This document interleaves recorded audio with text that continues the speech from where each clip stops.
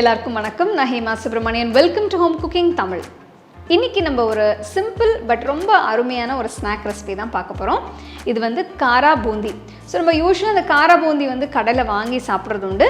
இது நம்ம தயிர் வடைக்கு இல்லைனா சும்மா ஈவினிங் ஸ்நாக்ஸ்க்கெல்லாம் கூட நம்ம சாப்பிடுவோம். இது நம்ம வீட்லேயே செஞ்சால் இன்னும் ஃப்ரெஷ்ஷாக இன்னும் சூப்பராக இருக்கும். ஸோ வாங்க இந்த காரா பூந்தி எப்படி செய்கிறதுன்னு பார்க்கலாம்.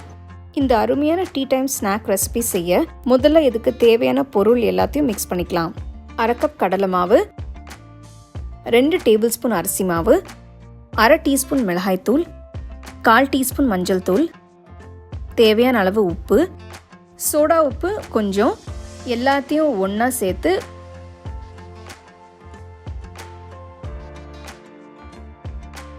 கொஞ்சம் கொஞ்சமாக தண்ணி ஊற்றி பிசைஞ்சுக்கலாம். மாவு ரொம்பவும் கெட்டியாக இல்லாமல் இட்லி மாவு பதத்துக்கு இருக்கணும். அதுதான் கரெக்டான கன்சிஸ்டன்சி.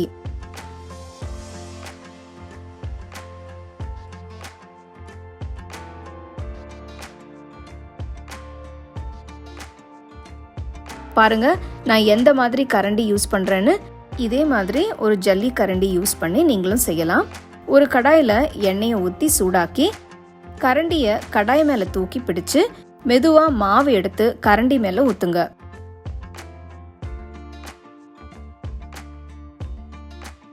மாவை நீங்கள் லேசாக கரண்டி மேலே தேய்ச்சி விட்டாதான் அழகா முத்து முத்தா விழும்.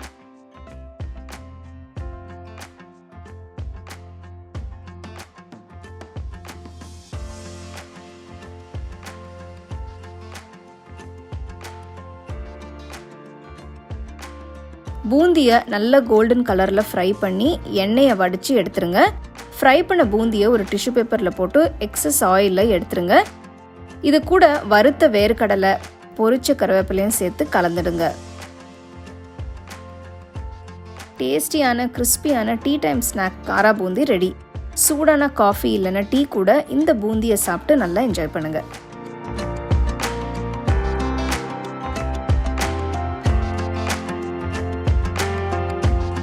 நல்ல கிறிஸ்பியான நல்ல ஃப்ரெஷ்ஷான காரா பூந்தி எப்படி செய்யறதுன்னு பார்த்தீங்க.